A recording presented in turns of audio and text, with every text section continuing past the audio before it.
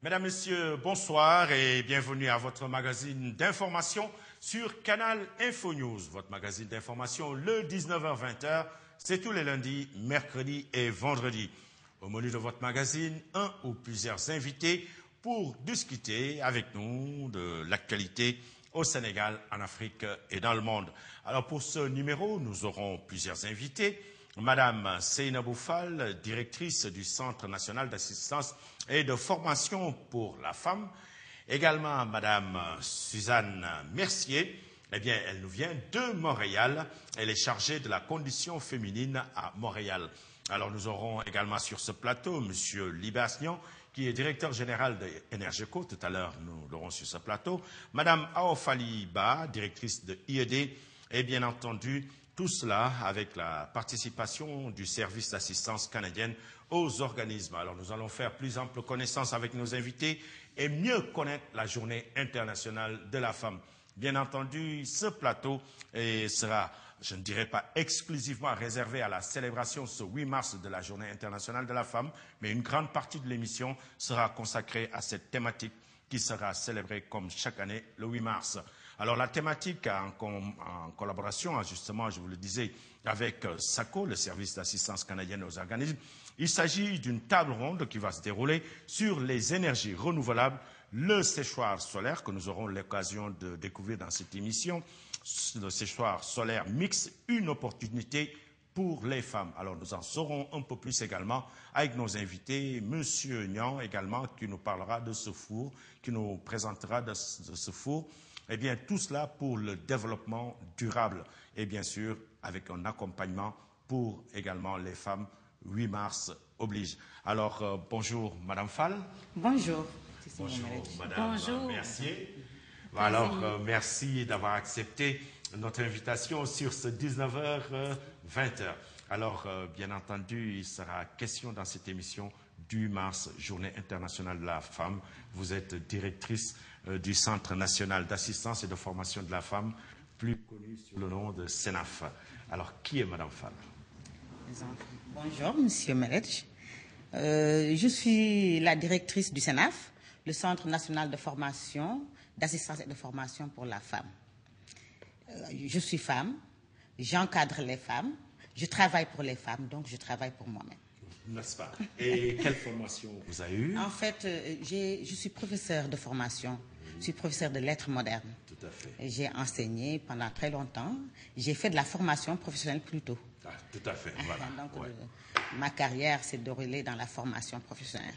Tout à fait. Alors, nous allons bien sûr tout à l'heure faire plus ample connaissance avec le CENAF et bien entendu Madame Fall. Alors, Madame Mercier, bonjour. Bonjour, monsieur. Vous nous venez de Montréal. Oui, j'arrive. Alors, quelle température il fait là-bas? Il fait de la neige. Il fait chaud? Il fait de la neige, c'est l'hiver. Alors, vous avez été bien accueillis par le soleil, n'est-ce pas? Par le soleil, alors, on l'apprécie qui est Madame beaucoup. Mercier? Moi, je suis une retraitée de l'enseignement. Vous êtes également enseignante? Oui. Et vous avez dit tantôt que vous évoluiez dans le cadre de la condition féminine à Montréal. Je vais toujours aux réunions, des formations qui sont données depuis 7-8 ans. Alors, bien entendu, dans le cadre du service d'assistance canadienne, également aux organismes, vous êtes là à Dakar pour accompagner certaines associations de femmes. Là, ça me fait plaisir d'être là ce soir, mais je ne l'avais pas prévu nécessairement. N'est-ce pas? Alors, tout de suite, je vais demander qu'est-ce que vous pensez de ce 8 mars qui sera célébré? Moi, j'adore la journée du 8 mars parce que ça souligne vraiment. Nous autres, on a toujours souligné à chaque année la journée internationale de la femme à Montréal. Oui. Alors, comment ça se passe à Montréal? Cette année, disons, ils ont fait venir une troupe de théâtre. Des fois, c'est une pièce de théâtre. Tout ça des fois, on a eu de la visite de l'Afrique aussi. Tout à fait, tout à fait. Des spectacles. Oui. On a des bons buts. Tout cela à l'honneur de la femme. À l'honneur de la femme. N'est-ce pas? Alors, Madame Fall, vous êtes, vous l'avez dit, enseignante, vous êtes directrice du Centre national d'assistance et de formation pour la femme. Alors, que représente ce 8 mars pour vous? Le 8 mars, comme d'habitude, ça représente la longue marche des femmes. À chaque fois qu'on arrive au 8 mars, nous avons besoin de nous retourner et de voir un tout petit peu le bilan de nos activités. Tout à fait. Donc le 8 mars est pour nous l'occasion d'établir un bilan, mais aussi de nous ouvrir à de nouvelles perspectives. À de nouvelles perspectives. Alors parlez-nous un tout petit peu également de ce Centre national d'assistance et de formation pour la femme. Ce centre d'assistance et de formation pour la femme est un centre national, en fait, qui a sous son contrôle beaucoup d'autres centres. C'est des CEDAF. Donc c'est l'organe national. Oui. Et il y a des organes départementaux, les CEDAF, qui sont situés dans leur première génération, bien entendu, dans 9 régions du Sénégal. Donc il y a 9 CEDAF sur l'ensemble du territoire. Les CEDAF donc s'occupent de la femme en général. Donc outiller la femme, la former, l'informer, la sensibiliser, lui offrir des opportunités, lui expliquer les questions de santé, les questions d'éducation pour ses enfants, aider la femme dans son milieu naturel. Et bien entendu de développement durable.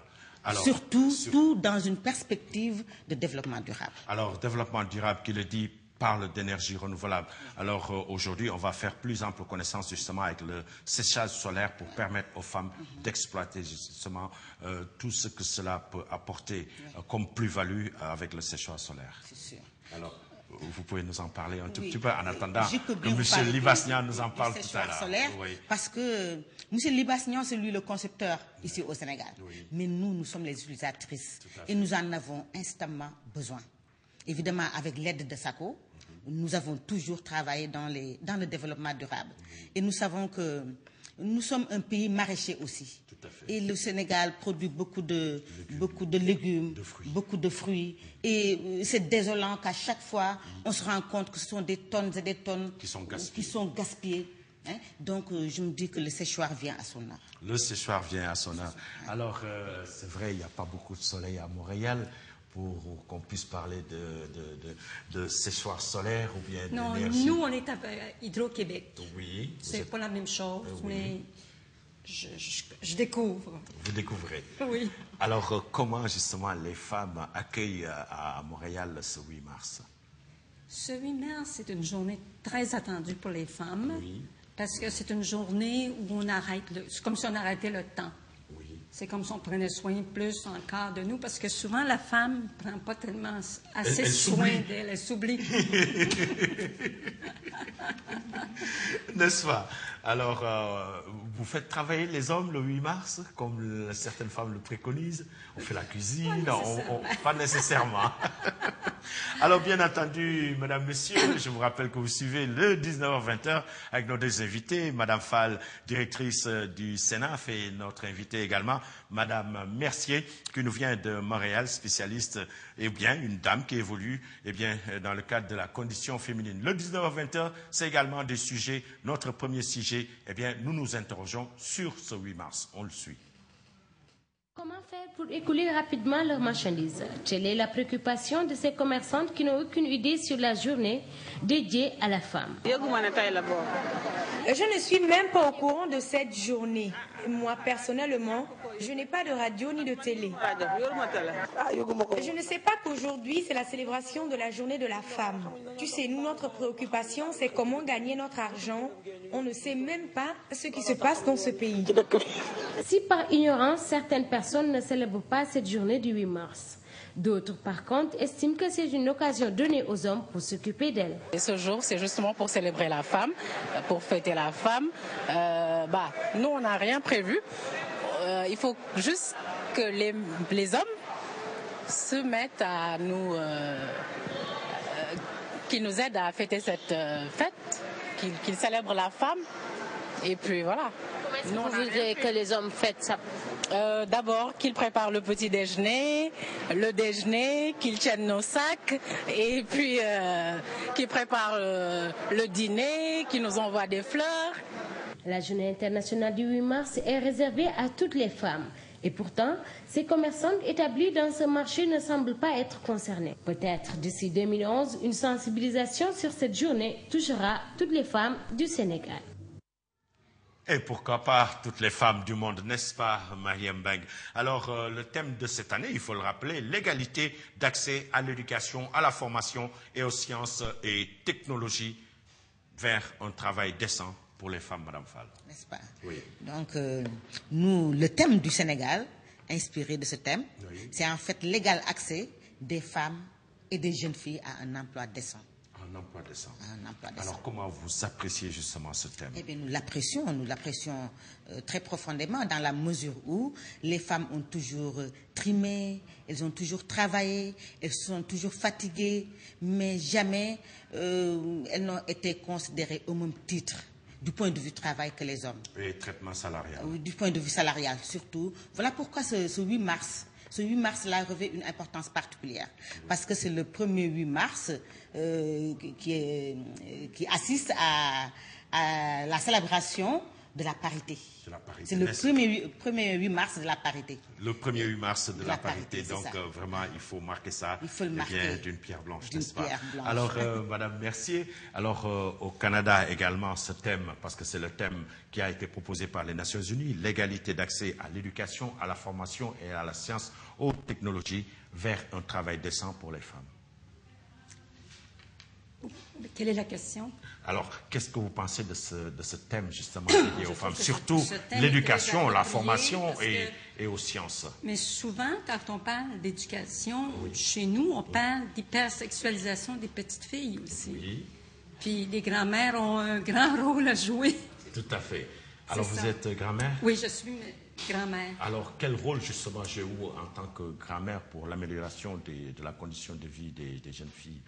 C'est-à-dire, c'est un rôle assez discret, Oui. mais c'est la connaissance fait qu'on se sert, l'expérience Tout fait à fait. que ça nous porte à faire les bonnes interventions au bon moment. Au bon moment. Alors c'est vrai, bon, peut-être un peu au nord, on n'a pas ces mêmes problèmes, l'éducation, la formation et l'accès aux sciences et aux technologies comme en Afrique. Je pense que Mme Fall pourra en témoigner. Le travail décent également, et je pense que les femmes de Montréal, du Canada, se sont appropriées ce travail décent. Alors, Oui. Mais il y a beaucoup de travail à faire aussi. tout à fait. C'est parce que Ce n'est jamais parfait. Ce n'est jamais parfait. Oui. Il y a beaucoup de travail. Il y a beaucoup de travail à faire. Alors, Mme Fall, au niveau de l'Afrique, du Sénégal. Oui, il y a quand même beaucoup à faire. Hein, il y a beaucoup à faire, mais les femmes ont compris. Hein, ont compris qu'il leur faut désormais. Il n'y a pas que les femmes qui ont été à l'école, qui ont été à l'université, et qui ont fait de grandes écoles, mais c'est toutes les femmes. Et on s'est rendu compte que nous formons une minorité parmi ceux qui ont été à l'école, celles qui sont instruites. Tout à fait. Les femmes instruites constituent une minorité. Donc, puisque les femmes constituent 52% de la population et très peu d'entre elles ont été instruites, nous devons mettre l'accent sur celles qui sont les plus défavorisées. Donc, celles-là aussi ont besoin d'un emploi décent. Voyons, je vous donne l'exemple du lait. Le lait, par exemple. Oui. Nous avons toujours vu ici au Sénégal que c'était les femmes qui vendaient sur leur tête des calebasses de lait. Mais depuis un certain temps, c'est un métier qui est devenu trop valorisant. On l'a arraché aux femmes. C'est vrai. Vous voyez, donc, si vous allez dans la région de Kolda, ou bien si vous allez dans la région de Matam, où il y a de petites unités industrielles, les hommes se les sont appropriés. Et nous voulons, nous aussi, un emploi décent pour les femmes. Et c'est là tout le travail des SEDAF. Donner aux femmes les capacités d'être au même niveau que les hommes du point de vue du travail. Parce que nous avons besoin d'un travail valorisant et valorisé. Voilà. Alors au niveau du SENAF, justement, quelle est cette approche que vous faites pour former ces jeunes filles? Alors, l'approche que nous faisons, c'est que tout le monde y a accès, tout le monde peut y aller. Il n'y a pas que simplement les femmes qui ont été à l'école. Même les femmes non alphabétisées bénéficient de l'alphabétisation au niveau du SENAF. Et ça porte ses fruits? Ah ben oui, ça porte ses fruits. Je vous donne l'exemple du SEDAF de Bambilor. L'année dernière, il y a des filles, des jeunes femmes qui n'ont jamais été à l'école et qui ont réussi au certificat d'études. Ah ben super. Et bien, vous voyez ça. Donc voilà pourquoi je me dis que le SEDAF est un moyen, est un outil que doivent s'approprier toutes les femmes dans ce pays. Oui, en fait, moi, il y a juste peut-être quelques quelques mois, hein, non, quelques mois quand même, j'ai eu à un peu connaître le CEDEF. Je pense qu'il vous faut encore beaucoup de communication, seulement pour que toutes ces personnes ciblées puissent s'approprier justement ces CEDEF. Je pense qu'il y a beaucoup de jeunes filles qui ne font rien, qui ont envie de faire quelque chose, mais qui n'ont pas accès justement, qui n'ont pas cette connaissance du Centre national d'assistance et de formation. De formation. Voilà pourquoi maintenant nous avons trouvé une autre formule. Oui. C'est-à-dire l'enseignement itinérant. On ne reste plus dans nos grands bâtiments des CEDAF à attendre les femmes qu'elles viennent se faire. Non, non, non, nous allons les trouver dans leur milieu d'origine, dans leur milieu naturel. Et là-bas, nous les dépistons même. On les dépiste, on les sensibilise, on les forme. Alors, Madame Mercier, quelle appréciation faites-vous justement de ce travail qu'abattent justement Madame Fall et ses centres? Je trouve ça très, très bien. Puis d'aller dans les milieux, là, je trouve que c'est itinérant, comme vous dites. Oui, oui, tout à fait. Je trouve ça très, très bon parce que c'est une façon, en allant vers, c'est mieux que d'attendre qui viennent. Qui viennent. Oui. Alors, vous pouvez nous parler un peu de votre séjour au Sénégal en tant que... Bien là, je viens tout juste d'arriver. Puis moi, j'accompagne un ami qui vient pour donner des cours d'ordinateur à des femmes de petites entreprises. Moi, je dis ça de même, en tout cas. Là. Tout à fait. Et alors, en tant que femme qui accompagne les enfants, en tant que femme qui a eu à travailler dans la condition féminine, je pense que vous avez une expérience, d'autant plus que vous avez dit que vous êtes retraitée. Oui, oui, vous avez de l'expérience à revendre. 35 ans. Oui. Alors, je pense que, eh bien, Madame Fall devrait se rapprocher de vous pour pouvoir justement tirer de votre expérience pour la formation. Ça, c'est évident. Alors, votre formation. C'est sûr. Alors, justement, cette formation sur la condition féminine, comment elle se déroule au Canada? Bien, il y a beaucoup de travail à faire parce que souvent la situation veut que les femmes veulent plaire aux hommes, puis ils répondent aux critères. Excusez. C'est pas grave. Mais ils répondent, tu sais, supposons s'il faut avoir du maquillage ou tout à fait. s'il faut avoir tous les vêtements qu'il faut. Oui, n'est-ce pas?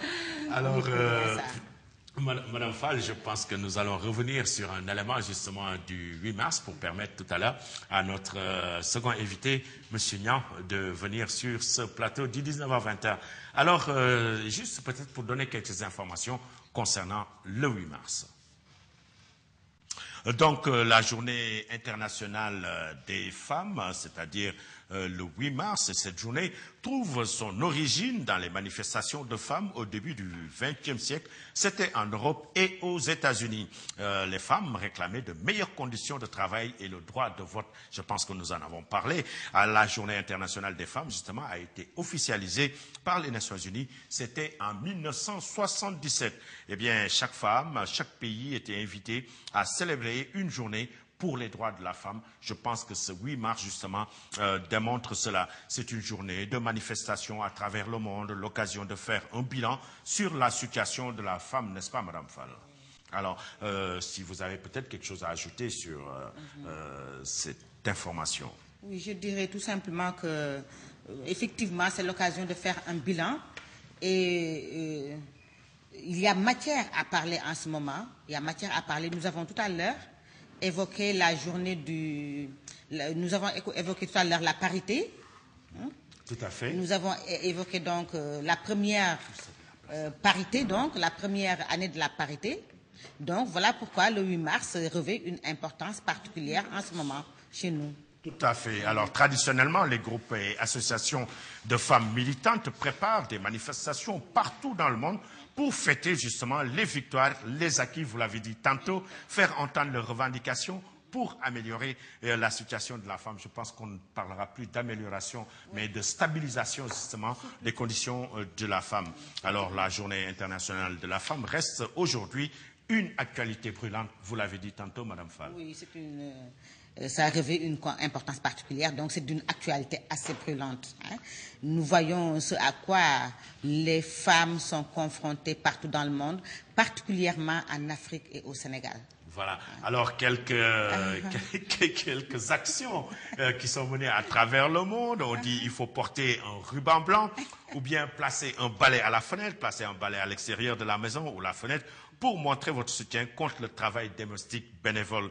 Alors, faites la grève le 8 mars. Faites la grève pour un monde qui respecte le travail des femmes, pour refuser justement le travail bénévole et pour réclamer l'égalité des salaires. On l'a dit tantôt également, Madame Fall.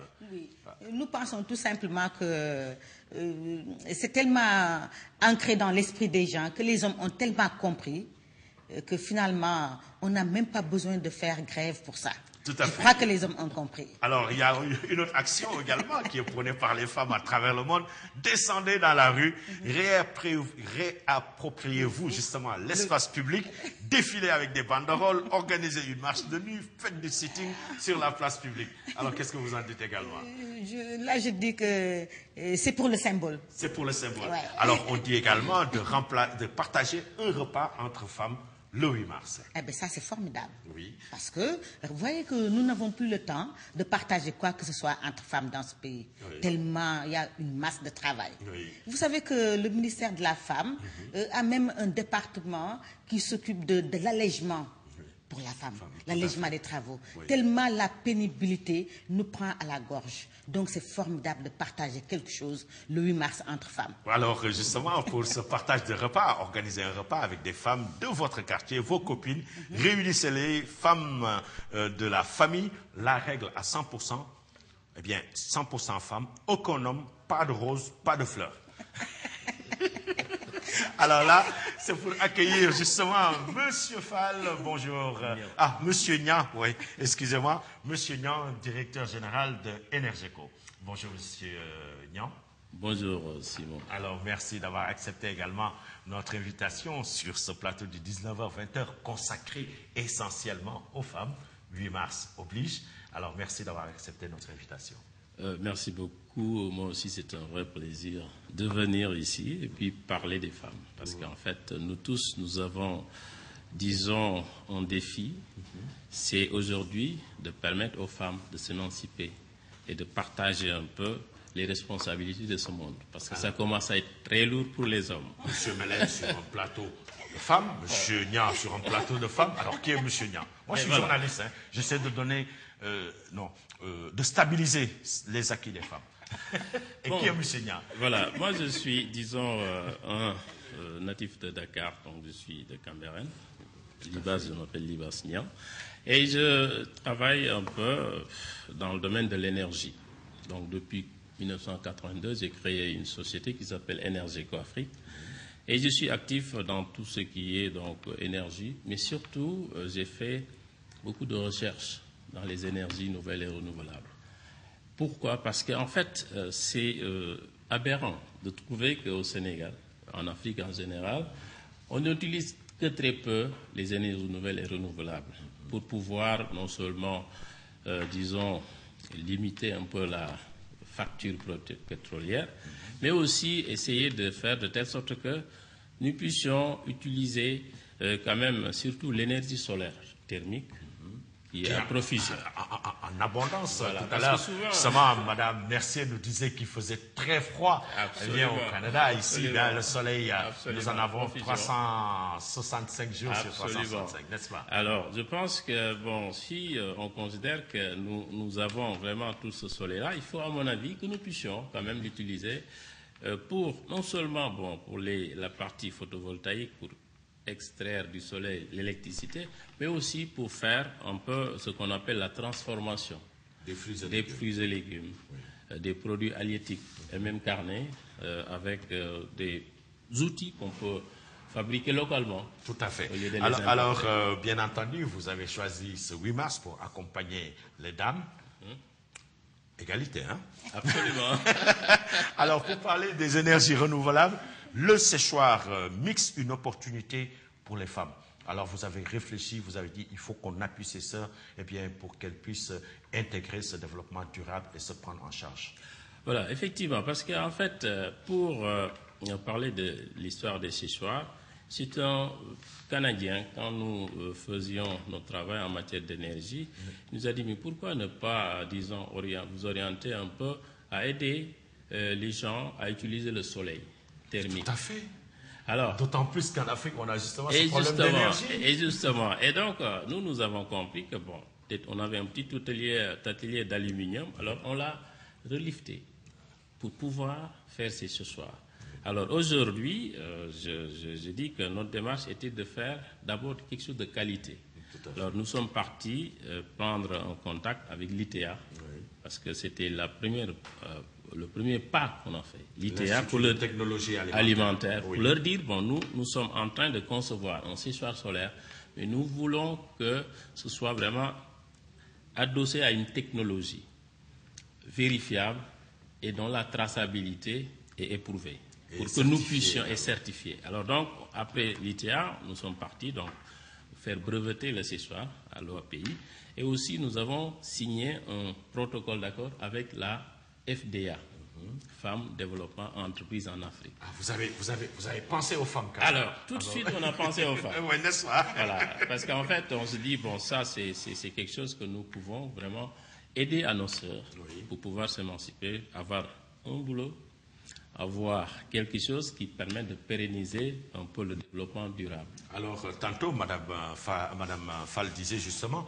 qu'il y a tellement de fruits et légumes perdus chaque année, et je pense que ce séchoir solaire vient en son heure, et pour les femmes, c'est une opportunité. Alors, ce 8 mars, justement, cette énergie renouvelable, eh bien, fera l'objet d'une table ronde où plusieurs femmes, je pense, seront là.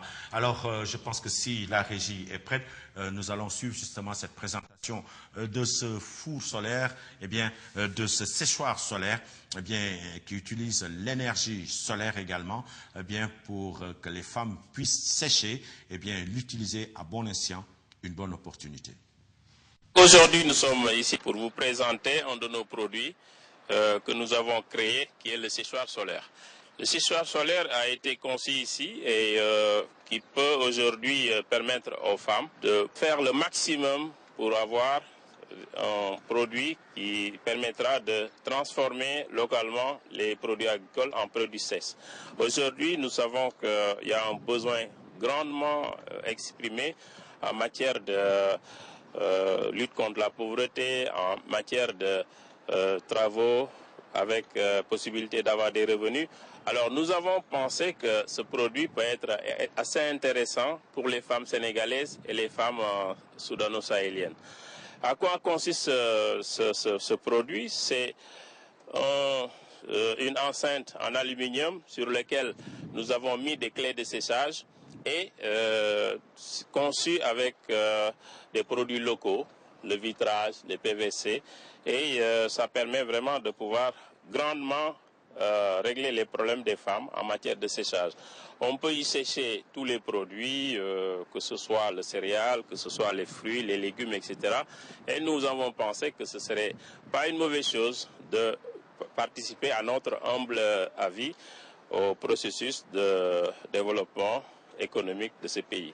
Donc, nous allons procéder à disons, un test qui permettra de comprendre comment fonctionne cet appareil. Alors, on a ici du manioc qui a été découpé à notre appareil qu'on a également travaillé. Et nous allons essayer de poser le manioc tranché déjà au niveau du séchoir, qui permettra de pouvoir quand même le faire sécher en 24 heures. Et vous pouvez mettre, madame, à l'intérieur du séchoir. Voilà. Et ce manioc sera vraiment complètement déshydraté au bout de 24 heures et ça permettra tout de suite de pouvoir le transformer en poudre de manioc avec le moulin. Donc on a mis déjà le manioc à l'intérieur du séchoir. Donc on va égaliser, essayer de faire que ce soit bien réparti sur les clés de séchage. Ensuite, une fois terminé, on va fermer le séchoir, qui permettra au manioc de se déshydrater complètement au bout de 24 heures. Et une fois déshydraté, on peut maintenant continuer le processus de transformation du manioc. Et ça permettra aussi à celui qui exploite ce séchoir-là de pouvoir, au bout d'un certain temps, pouvoir quand même avoir des produits complètement transformés, stockables pendant au moins 6, 7, 8 mois, 1 an. comme on le fait sur les autres produits. Voilà, alors j'ai envie d'applaudir. Hein. Bon, je vous donne la parole, Madame Fall. Cet outil que Monsieur Fall a initié, il dit une opportunité pour les femmes. C'est le cas de le dire, hein. C'est le moment de le dire parce que c'est une opportunité. C'est une opportunité dans la mesure où, comme je vous l'ai dit, les femmes constituent 84% de ceux qui exploitent les produits de maraîchage et les fruits et légumes. Et nous nous rendons compte qu'à chaque année, enfin, là même c'est aller trop loin, mais quand par exemple une femme vient avec son produit, au bout de 2 jours, elle vend pendant 2 jours. Ensuite, elle ne parvient pas à vendre, elle ne parvient pas à écouler normalement. Qu'est-ce qu'elle fait du produit? Ça pourrit entre ses mains. Et c'est son argent aussi qui s'en va en fumée. Vous voyez? Donc, si le séchoir... Et ça crée un état de pauvreté, justement. Donc, mais je dirais même que ce séchoir-là contribue quand même à la réduction de la pauvreté. N'est-ce pas, Monsieur Fall? Ça contribue à la réduction de la pauvreté. Alors, vous l'aviez en idée, vous dites, bon, écoutez, avec mes sœurs, nos épouses, nos mamans, fini justement ce gaspillage, on peut l'appeler ainsi. Absolument. Même si on dit que les produits sains sont séchés, protégés, même les produits qu'on peut considérer des déchets, on peut en faire des farines. Par exemple, le poisson, on peut faire des farines de poisson pour le volaille, etc. On peut faire des farines de produits qui permettent de pouvoir au moins récupérer même les déchets, les sécher et les réutiliser. Et je pense que qui dit donc déchets qu'on peut réutiliser, à plus forte raison, les produits sains. Alors, pourquoi disons ce séchoir? C'est parce que nous avons compris que les pays de la CEDEAO ont ce problème. Et c'est tous les pays qui sont logés à la même enseigne. Donc, toutes les femmes de la CEDEAO ont ce même problème de transformation. Par exemple, si on va au Burkina, au Niger, au Nigeria, partout, j'ai mon fils qui était parti au Nigeria, mais à l'aéroport, on vendait des petits sachets de viande séchée, salée, etc. Le kilichi, ça. Voilà, exactement. Et pour vous dire, voilà. Et donc, je pense que nous pouvons, aujourd'hui, avec, disons, le soleil, utiliser cela au bénéfice des femmes. Et des hommes, bien sûr, parce que qui dit femme, à côté, dit un homme. Alors, Mme Fall le disait justement tantôt, les hommes se sont appropriés ces métiers douloureux qui étaient dévolus aux femmes. Eh bien, métiers modernisés. Alors, rapidement, alors j'espère que les hommes ne vont pas les s'approprier rapidement. C'est sûr. Tant que c'est douloureux, on laisse ça aux femmes. Mais dès que ça devient valorisant, ils se l'approprient. Alors, le four solaire, vraiment, c'est facile. On pose les fruits. C'est un emploi assez facile. Et puis, je voulais ajouter surtout que nous passons tout notre temps à demander aux femmes d'éviter le gaspillage. Tout à fait. Donc, nous luttons contre le gaspillage de l'énergie, le gaspillage des produits.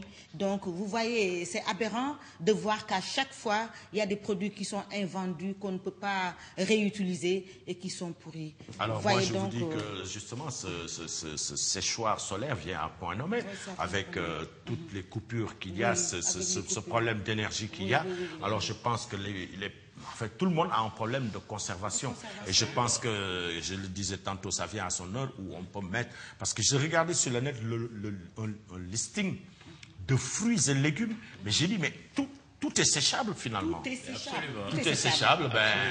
Malheureusement, le temps était très court pour prendre des images justement pour monter. Mais je pense que nous allons renouveler justement cette expérience d'émission pour présenter, d'autant plus que c'est la journée des femmes le 8 mars. Alors pour améliorer toutes ces conditions, moi je dis stabiliser, parce que quand même il y a eu beaucoup de choses qui ont été faites, comme l'a dit tantôt Mme Fall. Il y a eu beaucoup de choses qui ont été faites. Il faut effectivement stabiliser, il faut garder les acquis et il faut les valoriser. Alors, Monsieur Niang, vous disiez tantôt que... Et les rendre acceptables aussi. Oui, tout à fait. Il faut les rendre acceptables, parce que quand même, il faut dire que vous constituez une frange qui continue à faire de la résistance. Mais tout à fait, madame. Alors, vous avez dit tout à l'heure que vous avez justement proposé à une association de femmes africaines ce séchoir solaire. Vous l'avez dédié à ces femmes. Exactement. Alors, et tantôt également, vous avez dit que le problème, c'est dans toute l'Afrique de l'Ouest. Alors je pense qu'il y a une collaboration justement à faire et ce 8 mars est une opportunité. Absolument. En tout cas, je suis d'avis qu'au niveau de la CEDEAO, ils avaient, je pense, il y a quelques années, émis un livre blanc sur la problématique de l'énergie au niveau de la CEDEAO. Mais je sais que les femmes avaient une bonne tranche de responsabilité pour cela. Parce que qui dit, disons, transformation des fruits et légumes et des poissons, pense aux femmes. Et j'avoue que nos gouvernants également, aujourd'hui au Sénégal, qui font des projets de Guana, de Reva, etc., tous ces projets, c'est pour démultiplier la production. Tout à fait. Mais on ne doit pas laisser la production sans la transformer. Donc c'est une chaîne de valeur. Alors moi, je suis tenté de lire, quand les femmes travaillent, justement, il y a toujours ces problèmes ophtalmiques qu'il y a chez les femmes de bourg avec les fumées, parce que tout est fait au feu de bois. Est-ce que c'est une alternative à... Non seulement ça préserve l'environnement, on ne cherche plus du bois de chauffe, on ne cherche plus du charbon, le soleil est là, c'est renouvelable, et ensuite, il y a un problème de santé publique qui sera réglé, eh bien c'est ce problème ophtalmique qui est créé par ces fumées qui se dégagent. Parfois, c'est le cœur gros qu'on regarde ces femmes travailler sur la baie de Mbour lors de la transformation des produits halieutiques. Non, en tout cas, une alternative, monsieur Niang? Absolument. Parce qu'en fait, il y a deux types. Il y a le séchage des poissons et le fumage. On peut faire le séchage après le fumage pour rendre le produit plus sec et exportable. Donc on peut transporter facilement. Mais le fumage aussi, aujourd'hui avec l'ITA, il y a des processus de fumage très, très environnemental qui permettent de pouvoir vraiment régler ces problèmes, disons, de fumée, etc. Et je pense que c'est une collaboration avec les gens qui font les recherches, avec les entreprises et les populations qui l'utilisent, qui est aujourd'hui, disons, à l'ordre du jour. Nous devons mettre toutes nos énergies en symbiose pour arriver à régler les problèmes des femmes. Alors, monsieur Niang, alors ce 8 mars, qu'est-ce que vous allez jouer comme rôle? Tout à l'heure, je disais justement, mettre un balai, déjeuner ou dîner entre femmes, pas de rose. Alors, qu'est-ce que vous allez proposer chez vous? Alors, j'ai ma femme qui me disait, écoutez, il faut aujourd'hui vraiment qu'on puisse fêter non seulement le 8 mars, et mon anniversaire qui est au mois de mars, donc oui, 12. Tout à fait, oui. Et j'avoue que c'est la première fois que je me dis, mais il faut que nous puissions, nos hommes, voir la personne qui est à côté et faire un geste. Oui. Et chaque année, essayer de renouveler ce geste. Il faut nécessairement que nous puissions quand même prendre conscience que le monde est gouverné par toujours le couple homme-femme. Il faut que nous puissions faire de ce 8 mars disons une journée de rémémoration de ce couple et qui permettra de développer vraiment et au sein de la famille et après le développement du pays. Propos galants et éloquents de M. Niang, Madame Fall. Ça fait plaisir de voir qu'il y a des gens qui en prennent conscience. Alors moi, je vous demande, M. Fall, qu'est-ce qu'il a prévu justement ce 8 mars? J'espère bien qu'il a prévu quelque chose. Hein. Oui. La surprise. Mais nous aimons les surprises quand même, nous les hommes. Enfin, demain, peut-être, ce sera Très certainement. Mais non, là, je suis convaincu. OK. Alors, je pense, je vous le disais, ce séchoir solaire vient à point nommé. Alors, pour rappeler peut-être aux téléspectateurs que vous êtes directrice du Centre national d'assistance aux femmes. Alors, justement, quelle appréciation faites-vous au niveau de ce centre et des CEDAF pour une appropriation de cet outil? Mais là, c'est de fait, hein, évidemment. Hein, nous faisons une appréciation, une grande appréciation de ce four solaire-là. Parce que nous, enfin, SACO est là, hein, SACO, je parle sous le contrôle de SACO, qui accompagne les CEDAF, qui accompagne les femmes dans leur façon de travailler, qui les aide dans la sécurité alimentaire, qui les aide à travailler. Donc, vous voyez que Depuis longtemps, on parle de ce séchoir solaire-là, de séchoir. On n'a jamais même songé à séchoir solaire, mais on s'est dit que dans les zones très reculées, où il y a des SEDAF à Chilogne, à Kolda, à Koussanar, ce serait bon d'avoir des séchoirs. Mais maintenant que M. Niang nous vienne avec un séchoir solaire, je dis que c'est sûr qu'à la prochaine tournée vers les SEDAF, les femmes vont nous attendre avec des séchoirs. Tout à fait. Donc, M. Niang, préparez-vous à avoir... Vous avez du pain sur la planche, hein? Sachez que les SEDAF vous attendent avec vos séchoirs. Alors, M. Niang, peut-être la dernière question pour peut-être accueillir nos amis de SACO. Nous n'avons pas parlé de coût de séchoir, c'est vrai, par peut-être... Non, je pense que c'est un coût raisonnable. Oui, parce qu'en fait, nous, notre principal métier, c'est pas ça. Et puis, de toutes les façons, plus c'est démultiplié, voilà, moins ça coûtera. Voilà. Et donc, nous, notre vision de cette chose, c'est de proposer quelque chose qui a un temps de retour sur 1 an maximum. Si vous achetez le séchoir, au bout d'1 an, vous avez le temps de retour. Mais je voulais ajouter une chose, parce que souvent, même les séchoirs, pourquoi on dit mix? Parce qu'il y a possibilité après d'utiliser les déchets agricoles comme combustible. Par exemple, s'il pleut ou bien s'il y a des nuages, on peut utiliser, par exemple, la paille de riz, les coques d'arachide, etc., comme combustible pour pouvoir continuer le séchage. Donc, on peut continuer le séchage le jour et la nuit pour pouvoir avoir un produit vraiment le lendemain sec qu'on peut travailler. Vous avez dit tantôt 24 heures, c'est vraiment 24 heures. C'est les briquettes. Exactement. Et donc, je vois que ça fait longtemps qu'on travaille déjà sur les énergies renouvelables. Exactement. Et c'est ça. C'est ça que, voilà. Et je pense qu'une fois que toutes les synergies sont faites avec les financiers, avec les entreprises, avec les organismes de microfinance, mais je pense que tout le monde pourra voir cela réalisé. Voilà. Alors, c'est vrai, il ne nous reste plus beaucoup de temps. Alors, quand même, le partenaire pour ces énergies renouvelables, cette table ronde, c'est avec justement nos amis de SACO, l'assistance canadienne. Justement, le séchoir solaire mixe une opportunité pour les femmes. Alors, nous allons accueillir avec cet élément Madame Si, justement, qui nous parle de cet organisme canadien. Tout d'abord, il faut rappeler le contexte. Le service d'assistance canadienne aux organismes accompagne depuis 2006 Enogeco dans la programmation de son assistance. Donc, ça entre dans ce cadre-là. Le 8 mars approche, c'est la journée de la femme.